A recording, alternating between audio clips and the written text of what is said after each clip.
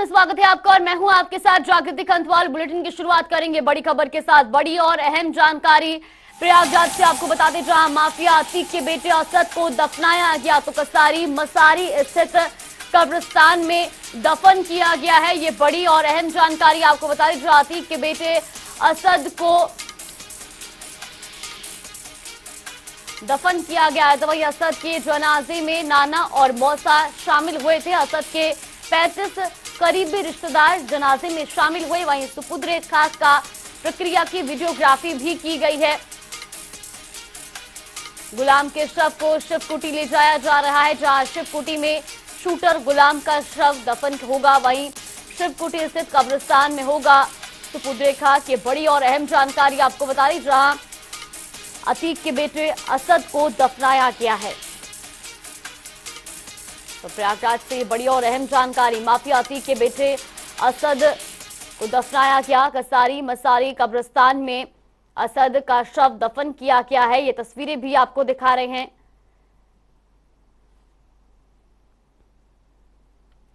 और इसी खबर पर ज्यादा जानकारी के लिए हमारे सहयोगी सैयद मोहम्मद आमिर हमारे साथ जुड़ गए हैं। सैयद, सबसे पहले आपसे जानना चाहेंगे, असद को आज दफन किया गया है, इस दौरान कौन कौन वहां पर मौजूद रहा?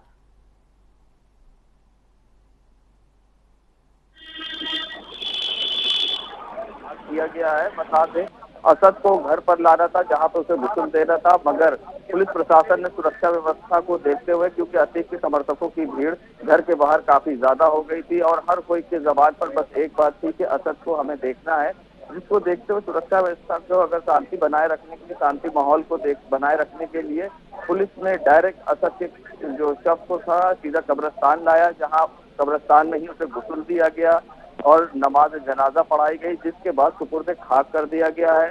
इसमें असद के नाना और कई अन्य लोग थे और करीब लगभग इसमें 100 से ज्यादा लोग शामिल हुए, जो कि अपनी आइडेंटिटी नहीं बता रहे थे। कोई के चेहरे पे मास्क था, कोई अलग अलग तरीके से देता आया और जनाजे में मिट्टी देने के बाद वे सीधा बाहर निकले।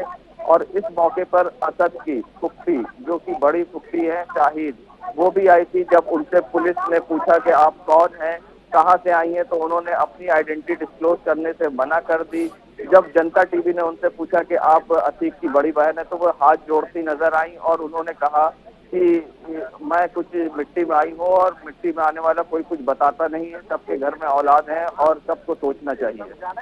जी बिल्कुल, तो आखिर आपसे भी जानना चाहेंगे, गुलाम का भी जो है आज शव दफन किया जाएगा, क्या कुछ पूरी जानकारी मिल रही है?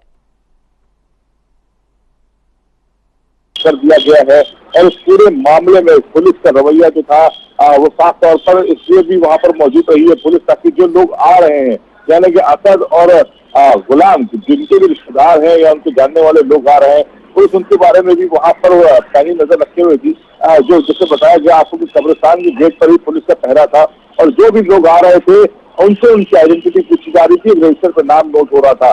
कई लोग ऐसे भी थे जो अपना का नाम बताना नहीं चाह रहे थे, डिस्क्लोज नहीं करना चाह रहे थे, उन्हें फिलहाल कब्रिस्तान के अंदर नहीं जाने दिया गया। खास बात है कि मीडिया के जो लोग थे उनसे भी उनकी आइडेंटिटी पूछी गई है, उनका फोटो खींचा गया, यानी कि पुलिस पूरी तरह से शिकंजा कसते हुए थी कि जो भी लोग आसपास के हैं, चाहे वो असद हो, चाहे वो गुलाम, उनके जो रिश्तेदार हैं, उसके जो दोस्त यार हैं, वो सभी लोगों का एक डेटा कब्रिस्तान पर ही मेंटेन हो रहा था।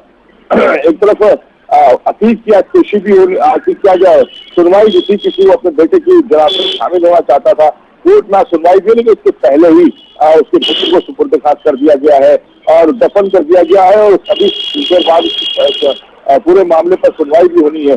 एक तरफ जो शूट आउट हुआ है, जिस तरह से एनकाउंटर में असद मारा गया है, अब उस पर भी कई तरह के सवाल खड़े होने लगे हैं।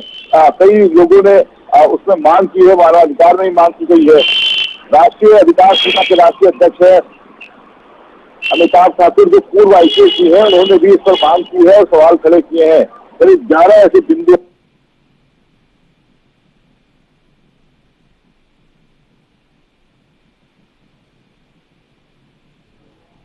संदेह के घेरे में है। माना यह जा रहा है कि आज इस पर मजिस्ट्रेटियल जांच के आदेश हो सकते हैं। जी बिल्कुल, सैयद सैयद आपसे भी जानना चाहेंगे, जिस तरह से जो है बीते दिनों असद को का जो है शव को लेकर के भी जहां अतीक ने जो है ये मांग की थी कि उनको भी जनाजे में शामिल होने दिया जाए, लेकिन बीते दिन छुट्टी थी, आज भी उनको शामिल होने नहीं दिया गया और ऐसे में आज इस पूरे मामले पर सुनवाई होनी है। क्या पूरी जानकारी मिल रही है? जी बता दें कि अतीक ने जहां सीजेएम कोर्ट में अर्जी दी थी और उसने मांगी थी यहाँ पर आने की, अपने बेटे के जनाजे में अंतिम संस्कार में आने की इच्छा जाहिर करते हुए परमिशन मांगी थी, मगर जिस पे आज सुनवाई होनी थी, मगर कोर्ट बंद होने के कारण इस पर सुनवाई नहीं हो सकी और उससे पहले ही पुलिस ने आनन फानन में आज यहाँ पर असद के शव को सबूत खास करवा दिया है और यहाँ पर पूरी तरह से कड़ी सुरक्षा के बीच में चाक चौबंद व्यवस्थाएं कराई गई है। कल रात में जहां अशरफ और अतीक को रूमनगंज पुलिस कॉलविन हॉस्पिटल मेडिकल के लिए लेके गई थी, जब जनता टीवी की टीम ने उनसे बात करने की कोशिश की, जब जनता टीवी ने अशरफ से पूछा कुछ कहेंगे, तो अशरफ का सिर्फ एक लफ्ज था, अल्लाह ने दिया था, अल्लाह के पास वापस चला गया है। असद के इनकाउंटर पर सिर्फ अशरफ ने इतना बोला और अतीक अहमद चुप्पी साधे हुए थे। जी बिल्कुल, तौकीर आपसे भी जानना चाहेंगे, लगातार सर्च अभियान जारी है, लगातार आरोपियों की धरपकड़ की जा रही है, लेकिन असद के एनकाउंटर के बाद से अभी तक कोई अन्य आरोपियों की पकड़ नहीं हो पाई है, क्या कुछ कहना है प्रशासन का? देखिए, इसमें जो एडिशनल एसपी जो डीवाईएसपी हैं नवेंद्र कुमार, उनकी तरफ से बताया जा रहा है कि लगातार जो सर्च ऑपरेशन है वो तेज कर दिया गया है, खासकर मध्य प्रदेश और नेपाल के आसपास की जो बॉर्डर्स हैं वहां पर पुलिस ने सर्च ऑपरेशन तेज किया और पुलिस की अलग अलग टीमें वहां पर डिप्लॉय कर दी गई हैं।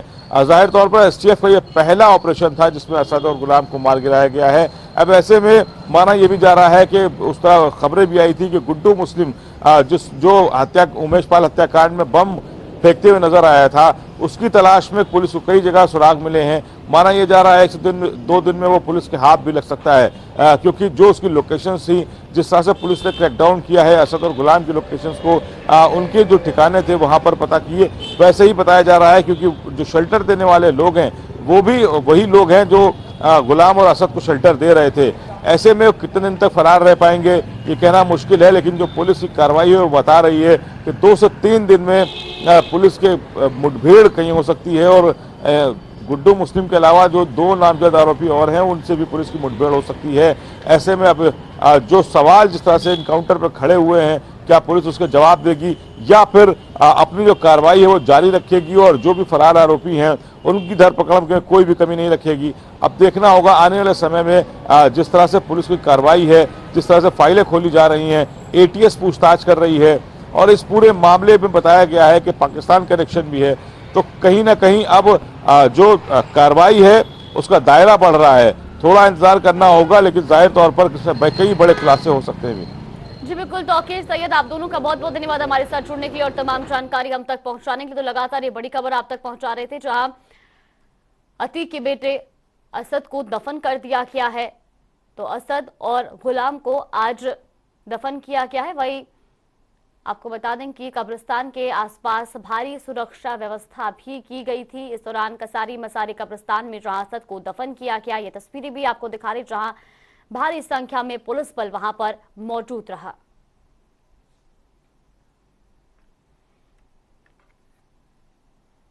और रुक करेंगे अगली बड़ी खबर की ओर। बड़ी और अहम जानकारी आपको बता दें इस वक्त की ये बड़ी खबर, तो अध्यक्ष भूपेंद्र चौधरी जाएंगे दिल्ली, ये बड़ी और अहम जानकारी आपको बता रही, जहां मंत्री धर्मपाल सिंह भी साथ में दिल्ली जाएंगे। निकाय चुनाव टिकटों को लेकर बैठक की जाएगी, तो आलाकमान के साथ ये बैठक होगी।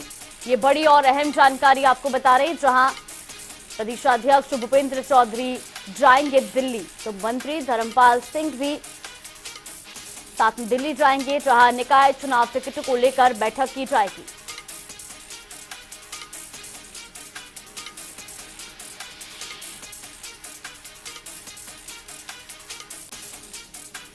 तो ये बड़ी और अहम जानकारी आपको बता रहे, जहां बीजेपी प्रदेश अध्यक्ष भूपेंद्र चौधरी दिल्ली जाएंगे, आला कमान के साथ बैठक करेंगे। इस वक्त की बड़ी और अहम जानकारी आपको बता रहे लखनऊ से, जहां निकाय चुनाव के टिकटों को लेकर चर्चा की जाएगी। मंत्री धर्मपाल सिंह भी साथ में दिल्ली जाएंगे, जहां निकाय चुनाव टिकटों को लेकर यह बैठक होने वाली है। तो वहीं आला कमान के साथ बैठक होगी, जहां पर निकाय चुनाव को लेकर चर्चा भी की जाएगी। ये बड़ी और अहम जानकारी आपको बता रही, जहां एक तरफ यूपी में जल्द ही निकाय चुनाव होने वाले और ऐसे में तमाम पार्टियां तैयारियों में जुट चुकी हैं। सपा जो है वो प्रत्याशियों की सूची जारी कर चुकी है, तो बीजेपी भी जल्द ही जो है टिकटों को लेकर अब चर्चा जारी है। अध्यक्ष भूपेंद्र चौधरी आज दिल्ली जाएंगे, जहां मंत्री धर्मपाल सिंह भी साथ में दिल्ली जाएंगे। तो वही निकाय चुनाव टिकटों को लेकर ही बैठक की जाएगी। वैसे खबर पर ज्यादा जानकारी के लिए हमारे सहयोगी अनूप कुमार सिंह हमारे साथ जुड़ गए। अनूप, सबसे पहले आपसे जानना चाहेंगे, प्रदेश अध्यक्ष भूपेंद्र चौधरी आज दिल्ली जाएंगे, निकाय चुनाव की टिकटों को लेकर बैठक होनी है, क्या कुछ पूरी जानकारी मिल रही है?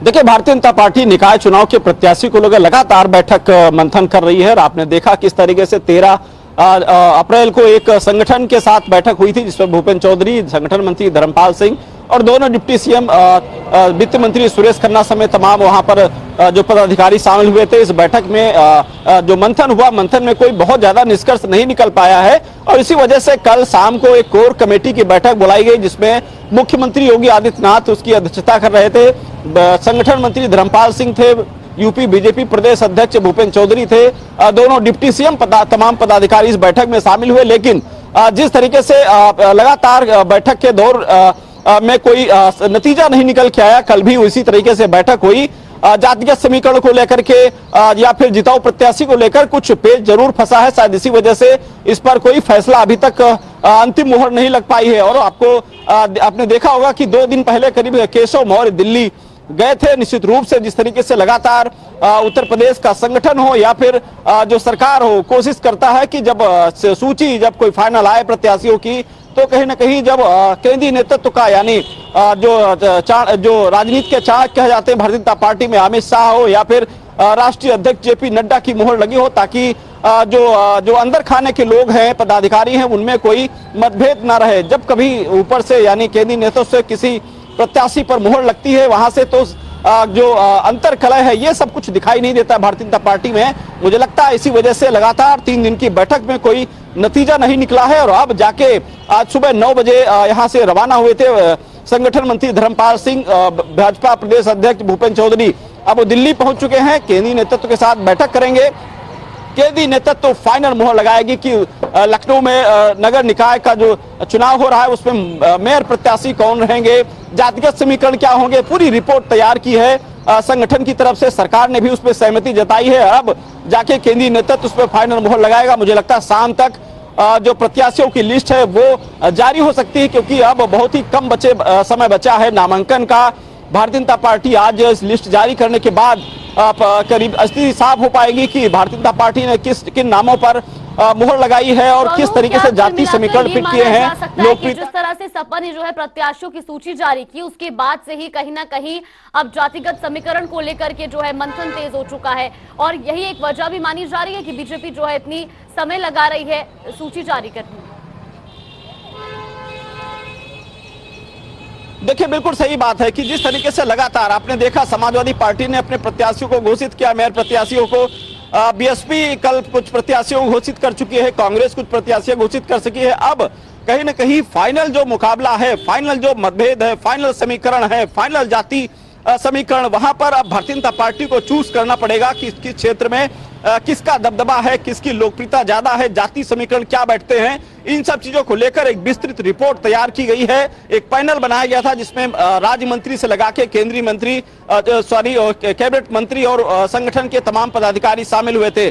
2 प्रत्याशियों का पैनल बनाया गया था। इसमें जो आवेदन लिए गए थे उसके बाद अंतिम मोहर के बाद अब आज दोनों भारतीय जनता पार्टी उत्तर प्रदेश के दोनों ही बड़े नेता आज जब बैठेंगे तो कहीं ना कहीं नतीजा निकलेगा और शाम तक जो प्रत्याशी का इंतजार था, लगातार प्रत्याशी जो दौड़ रहे थे टिकट को लेकर या फिर अंदर खाने की बात करें तो तमाम सोच सिफारिशें चल रही थी। हालांकि मुख्यमंत्री योगी आदित्यनाथ ने कहा था कि मंत्री और विधायक किसी की सिफारिश न करे अपने घर वालों या सगे संबंधियों को। अब वही कहीं ना कहीं पेच फंसा है। मुझे लगता है इसी वजह से केंद्रीय नेतृत्व अब उस पर फाइनल मोहर लगाएगा और शाम तक मुझे लगता है इस भारतीय जनता पार्टी की जो प्रत्याशियों की लिस्ट है वो सूची जारी हो सकती है।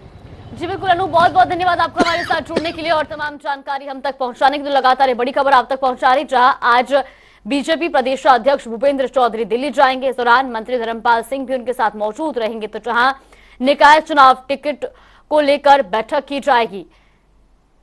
तो आलाकमान के साथ बैठक करेंगे और निकाय चुनाव के टिकटों को लेकर मंथन किया जाएगा, उस पर चर्चा की जाएगी। और ऐसे में नामांकन के लिए समय भी अब कम बचा है, तो जल्द से जल्द बीजेपी जो है वो अपने प्रत्याशियों की सूची जारी कर सकती है। ये बड़ी और अहम जानकारी।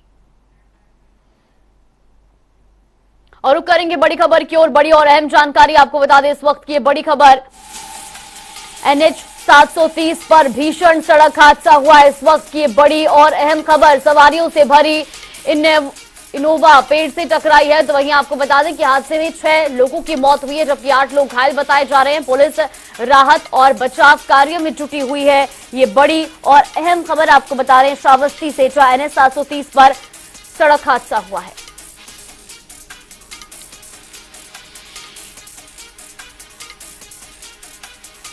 वहीं इसी खबर पर ज्यादा जानकारी के लिए हमारे सहयोगी चंद्र प्रकाश शुक्ला हमारे साथ जुड़ गए हैं। चंद्र प्रकाश, जिस तरह से ये भीषण सड़क हादसा हुआ है, क्या कुछ वजह इसके पीछे बताई जा रही है? बताना चाहेंगे, सुबह में इनोवा गाड़ी पेड़ से टकराई है। अनियंत्रित होकर के जो लुधियाना से आ रही थी, उसमें टोटल 14 लोग सवार थे, जिसमें से अनियंत्रित होकर के ये इनोवा वाहन पेड़ से टकराई है और उसमें से टोटल 14 लोग सवार थे। 6 लोगों की मौके पे मौत हो गई है, 8 लोग गंभीर रूप से घायल हैं। घायलों को इलाज के लिए जिला अस्पताल बहराइच रेफर किया गया है। मौके पर भारी सुरक्षा पुलिस बल मौजूद है वहां पे, और पुलिस द्वारा राहत बचाव कार्य में जुटी है और मौके पर एसपी, डीएसपी और आला अधिकारी पहुंचे हुए हैं। जी बिल्कुल, चंद्र प्रकाश, ये भी जानना चाहेंगे, जिस तरह से आपने बताया कि मौके पर भारी पुलिस बल मौजूद है, क्या कुछ कहना है पुलिस बल का? क्या गाड़ी जो है वो ओवरलोडेड थी? इसके पीछे ये हादसे की वजह मानी जा रही है? जल्दी से आपको बताना चाहेंगे, इनोवा गाड़ी है। इनोवा गाड़ी में कहीं न कहीं अत्याधिक सवारियां जरूर बैठी थी। सुबह का समय था। ड्राइवर, वजह बताई जा रही है दुर्घटना की, ड्राइवर नींद में था और इसकी स्पीड बहुत ज्यादा थी। अनियंत्रित वाहन था और ड्राइवर कुछ समझ नहीं पाया और गाड़ी इनोवा पेड़ से जाके टकरा गई और उसमें से 6 लोग, जिसमें से 14 लोग सवार थे, बच्चे भी थे, महिलाएं भी थे और पुरुष भी थे, जिसमें से 6 लोगों की मौके पर दर्दनाक मौत हो गई और 8 लोग गंभीर रूप से घायल हो गए। घायलों का इलाज जिला अस्पताल बहराइच में किया जा रहा है। जी बिल्कुल, बहुत बहुत धन्यवाद आपका हमारे साथ जुड़ने के लिए और तमाम जानकारी हम तक पहुंचाने के लिए। तो वहीं श्रावस्ती से यह खबर आपको बता रही, जहां NH 730 पर भीषण सड़क हादसा हुआ है। और रुक करेंगे अगली बड़ी खबर की ओर। बड़ी और अहम जानकारी हरिद्वार से आपको बता दें, जहां हरिद्वार दौरे पर सीएम पुष्कर सिंह धामी तो सद्भावना सम्मेलन में करेंगे शिरकत। ये बड़ी और अहम खबर आपको बता रही, जहां बैसाखी के मौके पर सम्मेलन का आयोजन किया गया और उस दौरान सीएम पुष्कर सिंह धामी भी इस सम्मेलन में शिरकत करेंगे। ये बड़ी और अहम खबर हरिद्वार से।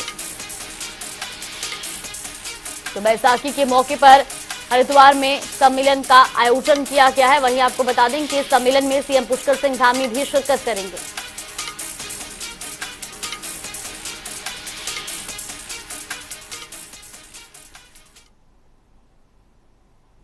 उत्तराखंड कांग्रेस में चल रही गुटबाजी थमने का नाम नहीं ले रही है। प्रदेश कांग्रेस में वरिष्ठ नेताओं की नाराजगी सामने आने के बाद डैमेज कंट्रोल के लिए कांग्रेस के सदस्य PL पुनिया आज से 3 दिन दौरे पर रहेंगे। वहीं आपको बता दें कि रविवार और सोमवार को वो प्रदेश कांग्रेस कार्यालय में जिला अध्यक्षों के साथ ही विधायकों, पूर्व विधायकों, सांसदों, पूर्व सांसदों और पूर्व प्रत्याशियों के साथ बैठक करेंगे। उत्तराखंड कांग्रेस में मौजूदा घमासान संगठनिक जिला अध्यक्षों की सूची जारी होने के बाद शुरू हुआ। कई विधायकों और वरिष्ठ नेताओं का कहना है कि इसके बारे में उनसे कोई राय नहीं ली गई। नए जिला अध्यक्षों की सूची जारी होने के बाद हरिद्वार, उधम सिंह नगर और पिथौरागढ़ समेत कई जिलों में विरोध सामने आया। तो उधर मुख्यमंत्री पुष्कर सिंह धामी से मुलाकात के बाद पूर्व कैबिनेट मंत्री और किच्छा विधायक तिलकराज बेहड़ को लेकर भी कई तरह की चर्चाएं शुरू हो गई हैं कि वो भाजपा में खुद अपने लिए और अपने बेटे के लिए जमीन तलाश कर रहे हैं।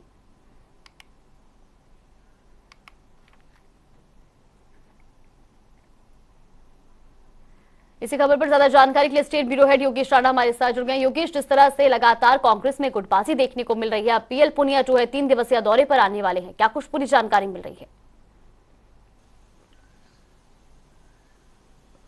बिल्कुल जागृति, देखिए इसमें सबसे महत्वपूर्ण बात तो यही है कि अगर केंद्र जो अगर हाईकमान को यहाँ पर पर्यवेक्षक नियुक्त कर भेजना पड़ रहा है, तो इससे ये समझा जा सकता है कि मामला कितना पेचीदा होता जा रहा है और मामला कितना आगे बढ़ गया है। पीएल पूनिया जो कांग्रेस कार्य समिति के मेंबर भी है, वो आज देहरादून पहुंच रहे हैं और कल के लिए उनकी कई सारी मीटिंगें हैं और परसों के लिए भी कई सारी मीटिंगें हैं। अगर आप देखें तो वो बहुत बड़े पैमाने पर यहाँ बैठ के लेने वाले हैं। वो जितने विधायक हैं उनके साथ भी मीटिंग करेंगे और अभी जो जिलाध्यक्ष संगठनिक जिलाध्यक्ष अभी चुने गए हैं, नियुक्त किए गए, उनके साथ भी मीटिंग करेंगे। इसके अलावा जो असंतुष्ट लोग हैं उनके साथ मीटिंग करेंगे और जो कैंडिडेट रहे हैं विधानसभा चुनाव में उनके साथ भी मीटिंग की जाएगी। अगर आप देखें तो जब विधानसभा के चुनाव 2022 में उत्तराखंड में हुए थे तो उस समय पर भी यहाँ पर तमाम कांग्रेस में आरोप लगे थे और उस समय पे भी अनुशासनात्मक कार्रवाई कोई की नहीं गई थी। उसके बाद ये पहली बार इस तरह का मौका आ रहा है कि इतने बड़े पैमाने पर कांग्रेस में घमासान है और घमासान के बाद केंद्रीय नेतृत्व ने यहाँ पर टीम भेजी है। अब अगर देखें तो मौजूदा दौर में जैसे सबसे महत्वपूर्ण बात तो यह है कि पीएल पूनिया अगर यहाँ आ रहे हैं और जो प्रदेश प्रभारी और तमाम लोग यहाँ पर मौजूद रहेंगे, सबके साथ मीटिंग होगी। इसी समय पे एक सूचना आती है रुद्रपुर से, कुमाऊं से, कि जो विधायक है, इच्छा विधायक तिलक राज बेहड़, वो मुख्यमंत्री पुष्कर सिंह धामी से मिलते हैं। वो कुछ दिन पहले जो कृषि मंत्री है गणेश जोशी, उनसे भी मिले थे और इसके अलावा जो सांसद है भाजपा के अजय भट्ट, उनसे भी उनकी मुलाकात हुई थी। तो ये जो मुलाकातों का सिलसिला है और इन मुलाकातों के सिलसिले में जो कुछ चीजें छन छन कर बाहर आ रही है, उसको इस तरीके से भी देखा जा रहा है कि तिलक राज बेहड़ कांग्रेस का अगर कुमाऊं में देखे तो बहुत बड़ा नाम है। वो एनडी तिवारी के खिलाफ भी लड़े हैं और अगर उत्तराखंड गठन के पहले से वो बहुत एक्टिव नेता रहे हैं। अगर उत्तराखंड गठन के पहले से लेकर आज तक देखे तो 5 बार विधायक रह चुके हैं और वो पहले भाजपा में भी रहे हैं। भाजपा में भी वो 2 बार विधायक रहे हैं और कांग्रेस में भी 2 बार विधायक रहे हैं और इस समय भी कांग्रेस से विधायक है।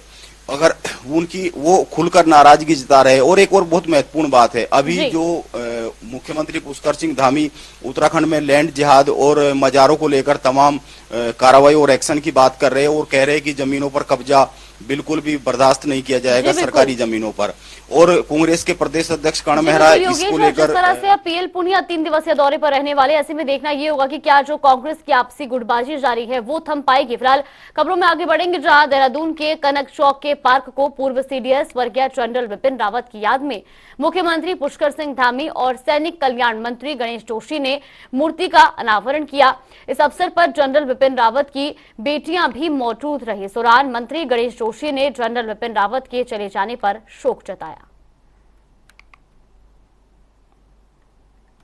देखिए, आज देश के गौरव जो हमारे उत्तराखंड से थे, जो चीफ ऑफ आर्मी स्टाफ रहे और देश के पहली सीडीएस बनने का सौभाग्य जिन्हें प्राप्त हुआ, जो अचानक ये दुर्घटना में हमें छोड़कर चले गए, जिनसे मेरे बहुत अभिन्न संबंध थे।